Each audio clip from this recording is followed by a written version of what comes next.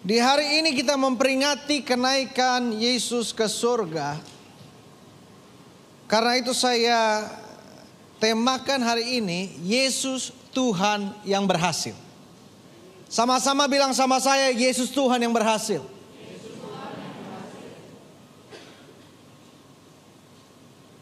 Kematian Yesus di atas kayu salib bukan tanda kegagalannya, tapi kematian Yesus di atas kayu salib tanda keberhasilannya.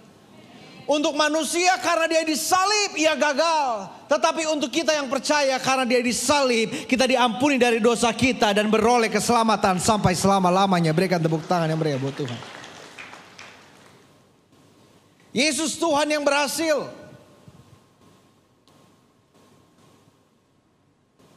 Yesus hidup 2000 tahun yang lalu. Melalui informasi demi informasi yang tersebar, saudara dan saya masih bisa mengenal Yesus Kristus melalui firman-Nya. Amin.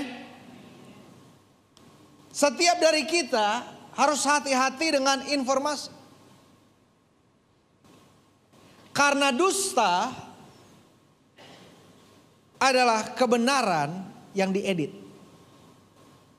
Sekali lagi saya bilang ya. Dusta adalah kebenaran yang diedit. Dipotong, diputarbalikan, kebenaran menjadi dusta. Saya bisa bilang, Yesus bukan Tuhan yang membiarkan atau meninggalkan kita. Amin. Tapi kalau dipotong hanya Yesus bukan Tuhan, itu menjadi salah, kebohongan, dan bisa viral. Saya mau bilang sama saudara, dunia ini bukan milik kita. Kita hanya lewat di dunia ini, tetapi tujuan kita ke surga. Yesus naik memberikan kepastian kepada kita bahwa ada tempat di surga untuk kita. Orang Kristen kalau mati tidak jadi arwah gentayangan. Nggak gentayangan. Nggak bingung mau kemana. Seperdetik yang sama kita mati. Seperdetik yang sama kita bersama-sama dengan Kristus. Berikan tepuk tangan yang meriah buat Tuhan. Matius 28 ayat yang 11 sampai 15. Ketika mereka di tengah jalan, datanglah beberapa orang dari penjaga itu ke kota dan memberitahukan segala yang terjadi itu kepada imam-imam kepala. Apa yang terjadi? Kalau saudara baca dalam firman Tuhan, yang terjadi sebenarnya adalah ada malaikat yang turun dan membuka pintu gua itu untuk Yesus dibangkitkan. Tetapi penjaga-penjaga itu melihat dan mereka melaporkan ke imam kepala. Sesudah berunding dengan tua-tua, mereka mengambil keputusan lalu memberikan sejumlah besar uang kepada serdadu-serdadu itu dan berkata, kamu harus mengatakan bahwa murid-muridnya datang malam-malam dan mencurinya ketika kamu sedang tidur. Dan apabila hal ini kedengaran oleh wakil wali negeri, kami akan berbicara dengan dia, sehingga kamu tidak beroleh kesulitan apa-apa.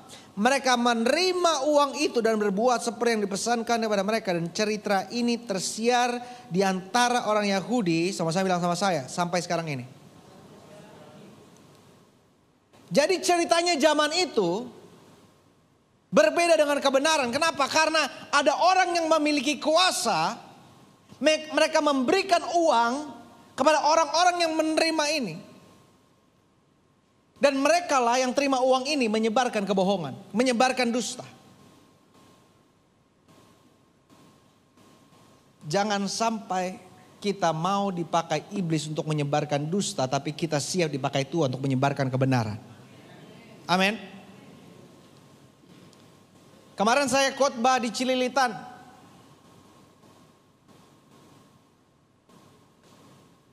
Dan ketika saya khotbah ada ibu yang foto. Flashnya nyala. Dan di belakang ibu itu ada teman saya. Dia bilang, Pastor, Tadi pas pastor khotbah, ada ibu yang foto. Oh iya, saya tahu, flashnya nyala soalnya. Terus, iya dia foto, dia kirim ke grup. Dia tulis lagi dengerin khotbah. Pastor Geren yang viral itu.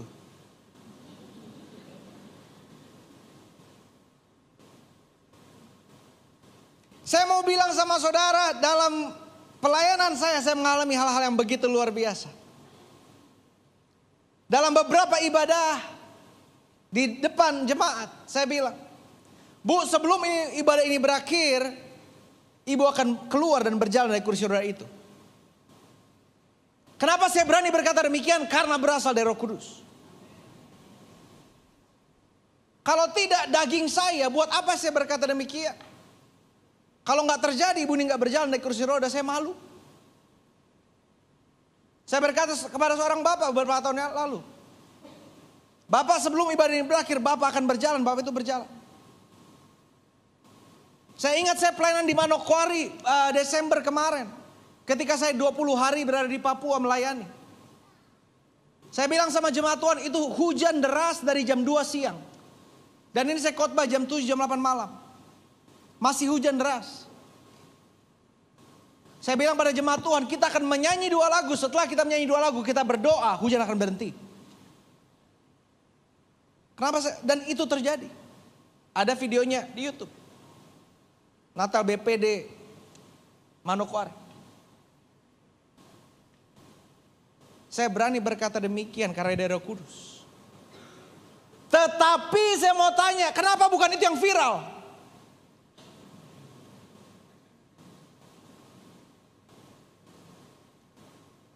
Kenapa bukan mujizat-mujizat yang ajaib yang dikerjakan oleh Roh Kudus dan gerakan dari Tuhan Yesus?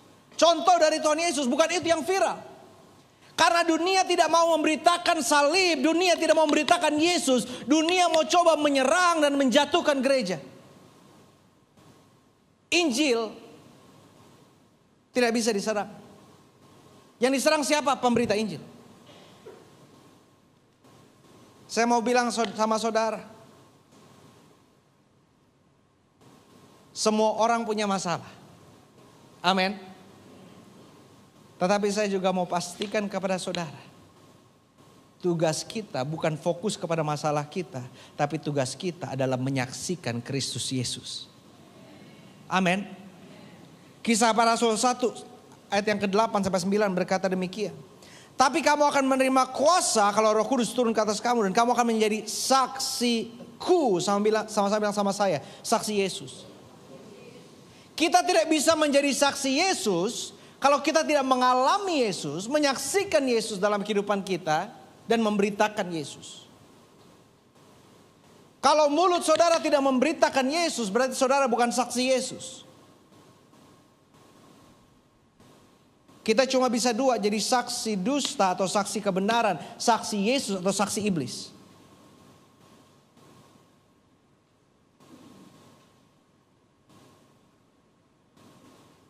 Dunia melalui program-program di TV, di Netflix, di YouTube, mau membuat kita ragu akan iman kita kepada Yesus.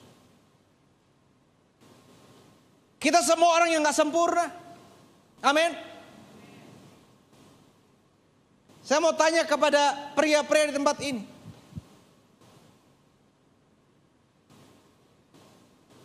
Pak, apakah engkau berzina?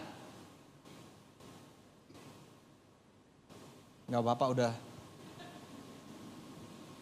Yesus bilang, kalau engkau melihat perempuan dan menginginkannya, kau berzina dalam hatimu. Pak, apakah engkau pernah nonton Netflix atau scrolling TikTok dan berhenti lihat, cakep. Pernah Pak, kalau sebelahmu istrimu cukup angkat alis. Kita orang-orang yang gak sempurna, tapi kita orang-orang yang disempurnakan. Amin. Saya begitu percaya bahwa dalam dunia ini kita tidak akan pernah mencapai kesempurnaan. Dalam dunia kita tidak akan menjadi persis seperti Yesus. Menjadi persis seperti Yesus itu mustahil, tetapi menjadi semakin lama semakin seperti Yesus itu kewajiban. Menjadi persis dengan Yesus itu mustahil, tapi menjadi semakin lama semakin serupa dengan Yesus itu kewajiban. Setiap dari kita punya tanggung jawab untuk menjadi serupa dengan Yesus. Tapi bagaimana kita bisa menjadi serupa dengannya kalau suaranya kita gak kenal. Saya sudah ke Israel lebih dari 40 kali. Tapi saya mau bilang sama saudara, bahwa kita adalah pilihan Tuhan. Yang percaya pada Yesus adalah pilihan Tuhan. Makanya ada perjanjian baru, ada perjanjian lama. Perjanjian lama antara Tuhan dan Israel. Perjanjian baru antara Tuhan dan gerejanya. Gerejanya itu siapa? Kita yang percaya dengan Yesus.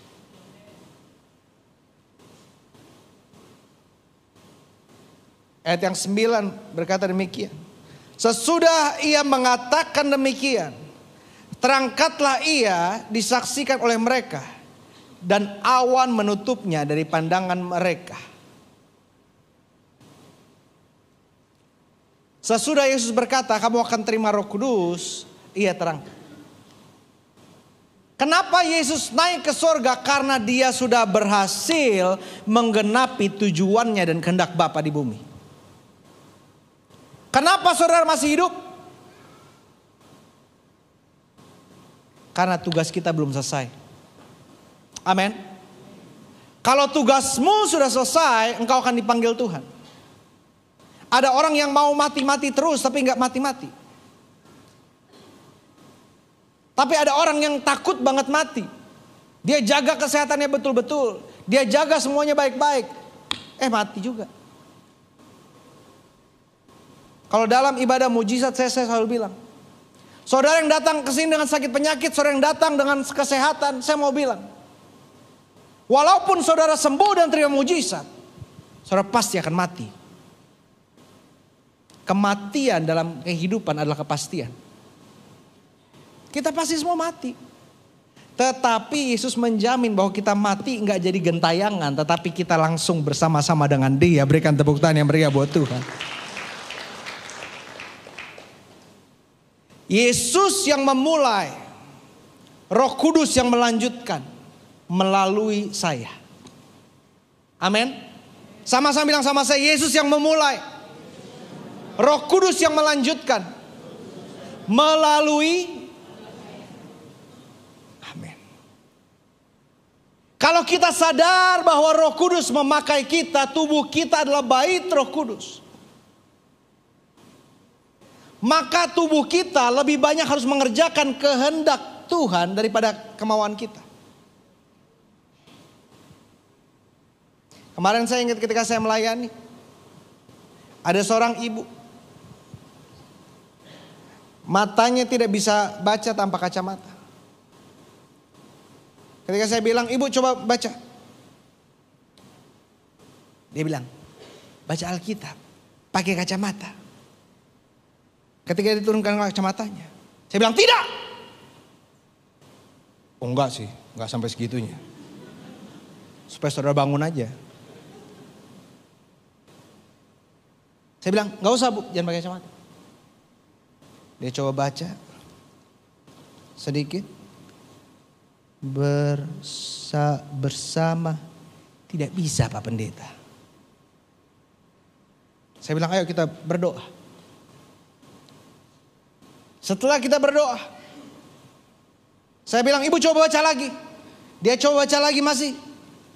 Barang siapa tidak bisa Pak Pendeta. Jadi begini. Saya bilang bu, ibu gak usah cerita, saya udah tahu. Ibu masih dendamkan di hati ibu.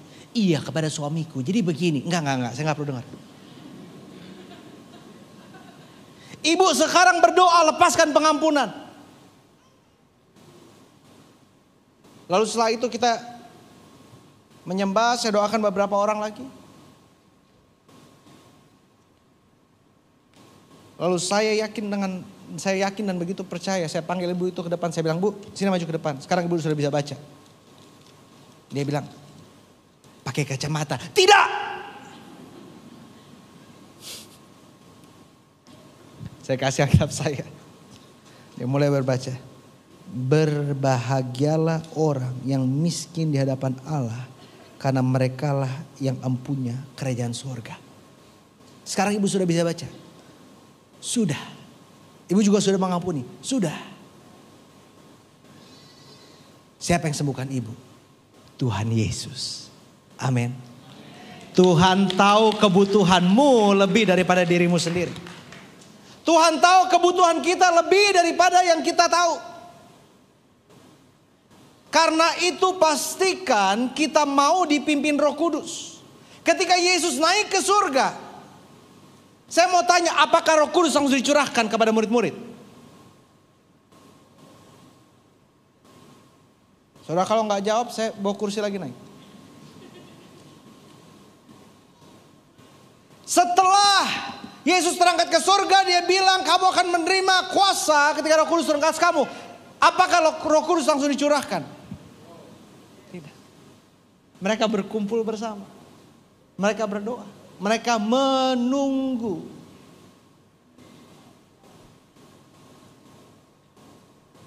Kalau kita mau dengar suara Tuhan harus sabar.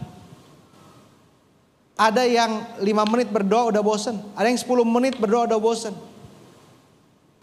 Tapi kalau nonton drakor, kalau nonton Netflix bisa berjam-jam. Kalau scrolling TikTok bisa berjam-jam. Sampai jempolnya jentengan. Sampai jempolnya pegel. Tapi kalau berdoa 5 menit, 10 menit, aduh gak berasa nih. Mendengar suara Tuhan harus sabar. Kalau saya dengar suara Tuhan, saya harus langsung lakukan dan perkatakan, saya harus taat. Kalau enggak apa? Kalau enggak kepekaan itu akan hilang. Roh Kudus akan coba terus berbicara kepadamu. Makanya dosa terbesar yang tidak diampuni adalah dosa menghujat Roh Kudus. Apa itu dosa menghujat Roh Kudus? Dosa menghujat Roh Kudus bukan berarti meledek Roh Kudus. Roh Kudus, Tetapi menghujat Roh Kudus adalah Roh Kudus coba mengetuk hatimu berkali-kali. Roh Kudus coba menyadarkanmu berkali-kali. Roh Kudus coba berbicara kepadamu berkali-kali. Tetapi engkau tetap tidak berserah dan percaya sepenuhnya pada Dia. Hidup kita seluruhnya milik Tuhan. Amin. Kalau saudara mengucapkan sesuatu 70% kebenaran, 30% bohong,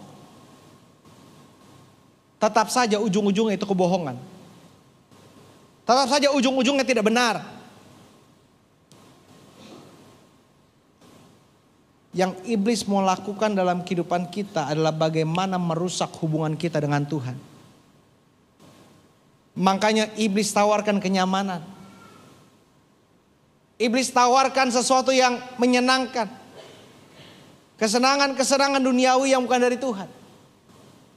Makanya saya mau bilang sama saudara, uang tidak akan menjawab permasalahanmu. Ada banyak orang yang punya uang, tapi stres. Jabatan tidak akan menyelesaikan masalahmu, kekuasaan tidak akan menyelesaikan masalahmu. Ada banyak orang-orang yang berkuasa, tapi tetap mereka memerlukan hal duniawi untuk menyenangkan mereka. Tetapi saya mau bilang, yang mungkin kita punya pas-pasan, yang mungkin kita punya nggak besar, nggak luar biasa. Tetapi asalkan ada Yesus dalam kehidupan kita, ada damai sejahtera. Di tengah-tengah badai, Yesus berkata kepada murid-murid yang ketakutan, jangan takut. Kenapa murid-muridnya dibilang jangan takut? Karena ada Yesus dalam kapal itu. Kalau Yesus mau ngomong panjang, mungkin dia bisa bilang, sadarkah engkau bahwa pencipta langit dan bumi bersamamu, dan hanya karena badai dalam suatu danau engkau takut? Saya mau katakan hal yang sama kepada saudara. Sadarkah engkau bahwa segala sesuatu di dunia ini milik Tuhan? Kalau kita masih takut, kita bodoh. Kalau kita masih takut, kita bodoh. Justru ketika kita mengalami badai, di situ iman kita diuji. Justru ketika kita menghadapi badai, bersyukur. Karena itu peluang untuk Tuhan lakukan mujizat dalam kehidupan kita. Berikan tepuk tangan yang meriah buat Tuhan. Yang pertama, saya percaya bahwa Yesus naik ke surga untuk membuktikan Dia Allah yang maha kuasa. Sama-sama bilang sama saya, Allah yang maha kuasa. Yang kedua, Yesus naik ke surga untuk membuktikan seluruh kehidupan Yesus Kristus menunjuk kepada mujizat. Ia lahir dengan cara supernatural.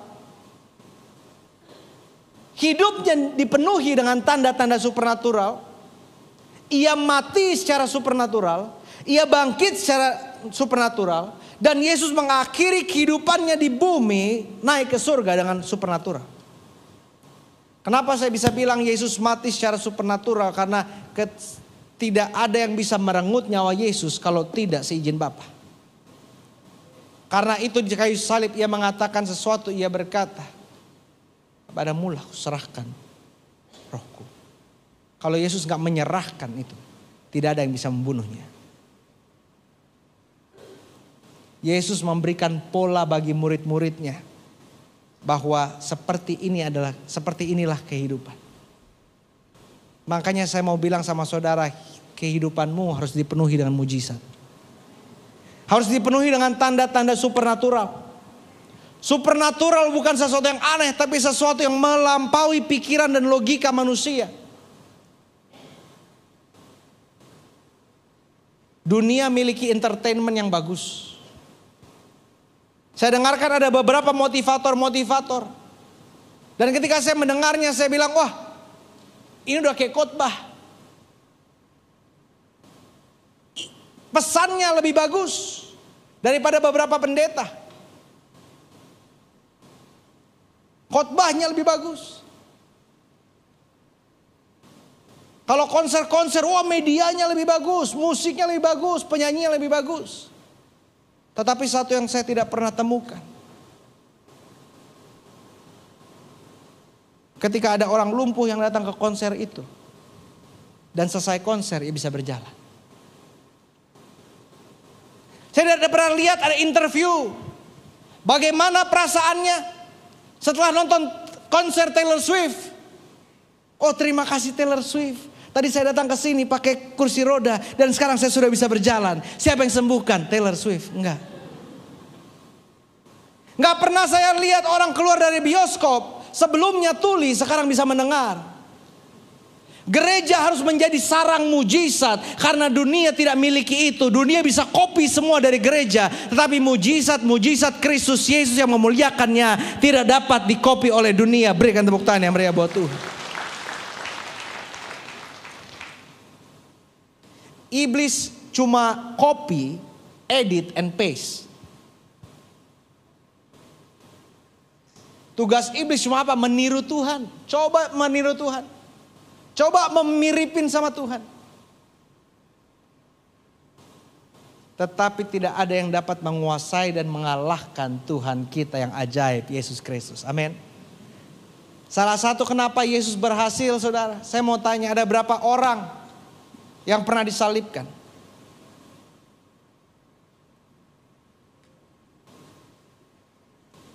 Pada suatu saat ada pemberontakan Spartakus. Dan kira-kira 6.000 orang disalibkan. Yang disalibkan udah ribuan orang. Tetapi di Golgota, saya mau tanya siapa yang disalibkan?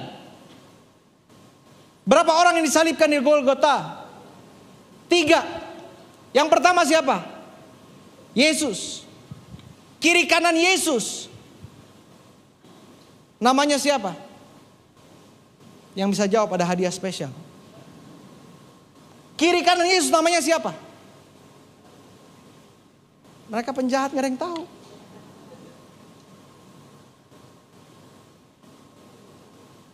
Coba saudara bayangin, kita datang ke tempat ini karena ada satu manusia yang hidup 2000 tahun yang lalu dan dilabel oleh pemerintah zaman itu sebagai penjahat.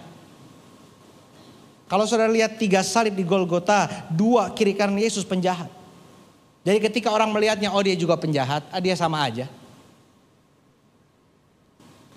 Tetapi fakta bahwa kita masih bisa mengenal Yesus itu karena pekerjaan Roh Kudus melalui rasul-rasul. Pekerjaan Roh Kudus melalui bapak-bapak gereja. Pekerjaan Roh Kudus melalui hamba-hamba Tuhan dari 2000 tahun yang lalu sampai sekarang. Tuhan bukan mau pakai pendeta, tapi Tuhan mau pakai setiap orang yang ada di tempat ini. Sama-sama bilang sama saya, Tuhan mau pakai saya. Sama-sama bilang sama saya, Tuhan mau pakai saya. Sama-sama bilang sama saya punya tugas. Kalau saudara mau tahu tugas saudara apa, tugas kita adalah menyebarkan Injil. Tapi bagaimana caranya dimulai dari apa? Dari hati kita, dari hidup kita.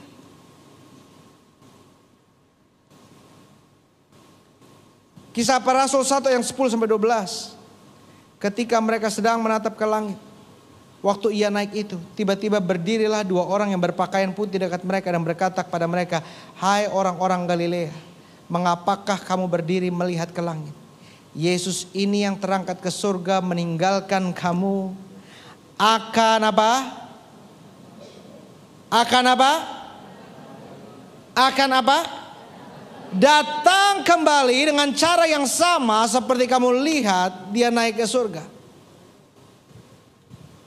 Yesus akan datang kembali, itu menjadi pengharapan kita. Yesus datang kembali menjadi pengharapan kita, tetapi Yesus datang kembali juga harus menakutkan kita. Kenapa harus menakutkan kita?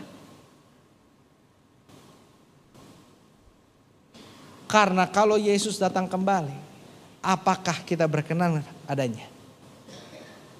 Apakah dia akan mengenal kita? Atau dia bilang, "Enyahlah daripadaku hai hamba kejahatan." Ketika Yesus naik ke surga dan ia belum turun, berarti kita harus melakukan pekerjaan Roh Kudus. Izinkan Roh Kudus memakai kita. Saudara keluar dari tempat ini, biarlah Roh Kudus memakai saudara. Dalam keluargamu, dalam kompleksmu, dalam kuliahmu, dalam kantor usahamu. Biarkan Roh Kudus memakai kita. Dan Roh Kudus yang akan memimpin kita untuk melakukan, memutuskan sesuai dengan kehendaknya. Dan saya mau bilang satu. Saya kemana-mana pakai Google Maps. Tapi terkadang Google Maps bisa salah. Semalam saya pelayanan di satu gedung. Google Maps tunjukkan di sebelah kiri, totalnya gedungnya di sebelah kanan. Google Maps bisa salah, tapi Roh Kudus ketika menuntunmu tidak akan pernah salah. Tapi akan membawamu kepada kemenangan dan keabadian bersama Kristus. Berikan tepuk tangan yang meriah buat Tuhan. Saya percaya bahwa hari ini adalah hari mujizat.